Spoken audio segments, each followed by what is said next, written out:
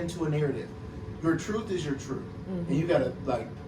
But you said, I don't want to play into this. I want you to understand that everybody with mental health is not out there hurting their kids. Everybody with mental health is not shooting up movie theaters. Everybody, more people with mental health issues. We all got a level of mental health, just like you all got a level of physical health. And our mental health may go up and down at levels. Some people suffer more severely. I'm not trying to put a stigma on it, but I do want to educate you because you may be suffering. And somebody's going to be sitting in the audience thinking, I needed that. I needed that information. So you can't fear the statement because that may stop you from saving somebody's life. Yeah. So I think the way you said it is perfect. And she described what she even saw as the opening scene, and I promise you that was me almost every night I went to bed. Cause she said like you like laying on the couch, your eye, and you start hearing the sounds, and your eyes just open up wide. And many times it felt like I never slept because I'm just on alert.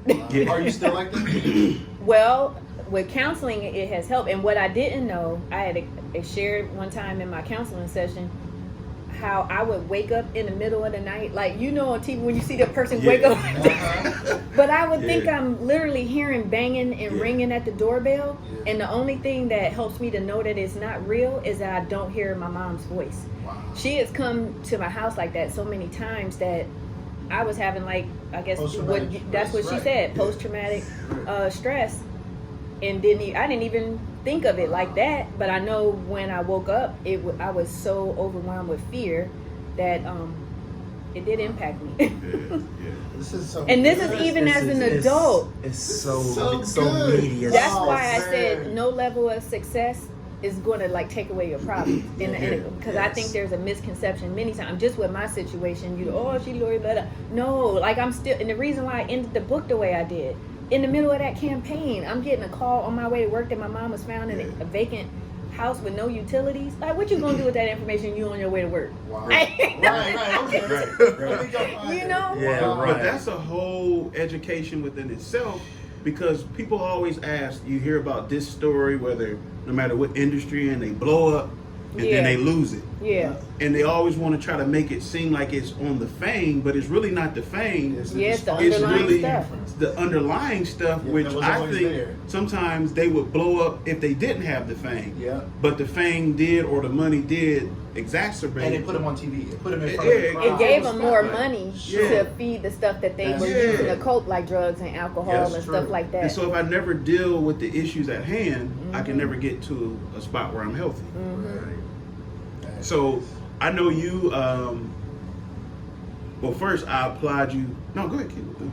So first I applaud you for being authentic, because we are working in a space where people only want to show their perfections. Social media only want to show perfections and everything that's good. So I applaud you for being authentic, for sharing your life story and sharing things that you've been through. With that being said, what other topics, in addition to mental health, are you passionate about? Because number one, that's just a huge topic for right now, mental health. But what other topics are dear to you that people can connect and relate to you with?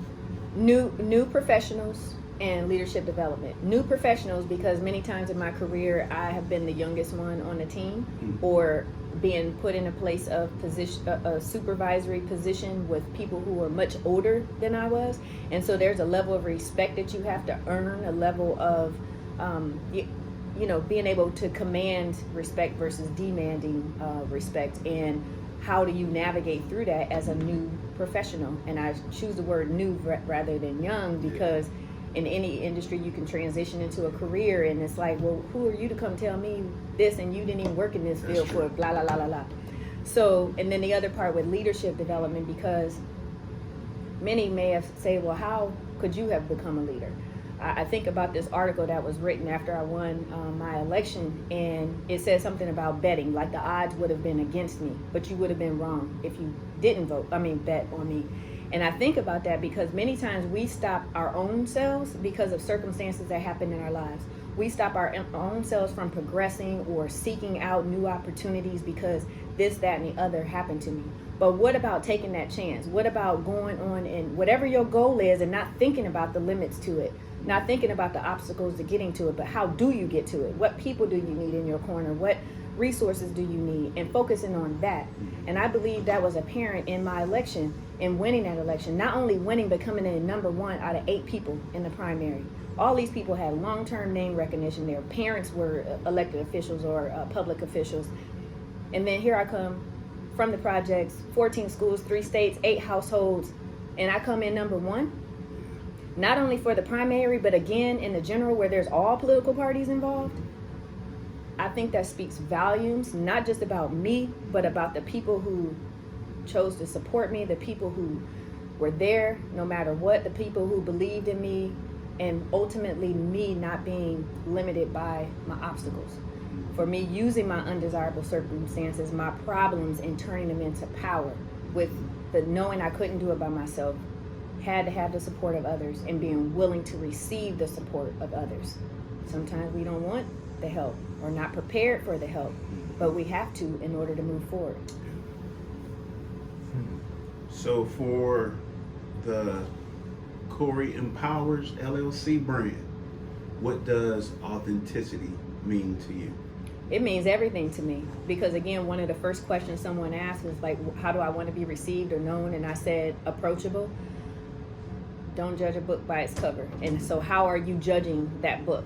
Are you given the opportunity to flow through the pages and really understand that book, or are you just looking at the outward appearance? And with that, people have to understand and know that whatever misconceptions they may have about a person, to give the opportunity to actually know that person, the service, the product, whatever it is. Read the label, not just looking at the label. And I think you will have a better opportunity of moving forward in life, a better opportunity of not being limited by judgments and misconceptions or preconceptions about things, or based on your limited knowledge about a thing, and being open to receive and understand more than what you know. This is